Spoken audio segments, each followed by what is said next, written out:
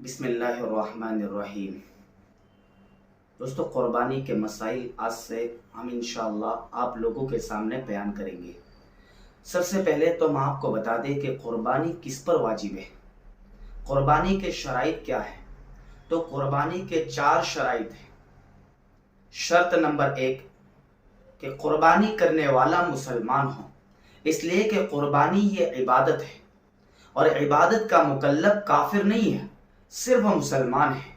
اس لیے قربانی کرنے والا ضروری ہے کہ وہ مسلمان ہو، کافر نہ ہو۔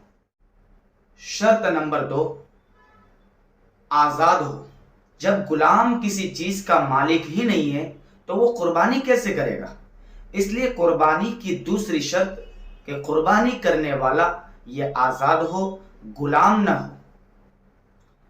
شرط نمبر 3 صاحب نصاب ہو۔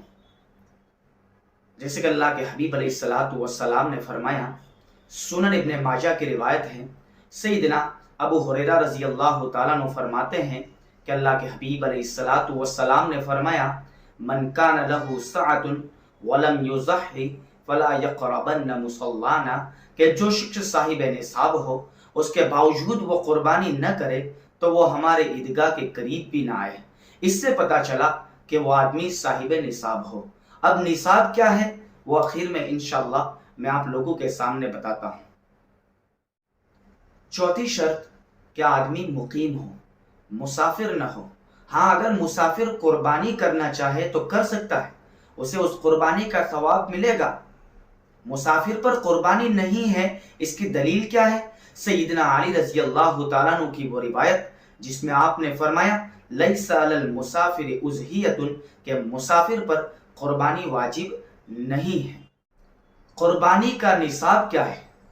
7.5 تولہ سونا یا 52.5 تولہ چاندی، یا اس کی قیمت، یا اس کے برابر مال تجارت، یا ضرورت سے زائد سامان اس کے برابر ہو تو اس آدمی پر قربانی واجب ہوتی ہے۔ یہی نصاب زکوٰۃ کے اندر بھی ہے، صدقہ فطر میں بھی ہے اور قربانی میں بھی ہے۔ لیکن فرق یہ ہے کہ زکوٰۃ کے اندر حولان حول شرط ہے، قربانی اور صدقہ فطر کے اندر حولان حول یعنی سال کا گزرنا یہ ضروری نہیں ہے۔ لہذا اگر یہ 4 شرائط پائے جاتے ہیں تو آپ قربانی کریں، آپ پر قربانی واجب ہے۔ بعض لوگ اس کے اندر ہیلا کرتے ہیں، انشاءاللہ اس کے متعلق میں آپ کے سامنے اگلے ویڈیو میں آپ کو بتاؤں گا، اور قربانی کے مزید مسائل انشاءاللہ اگلے ویڈیو میں آپ کے سامنے پیش کروں گا۔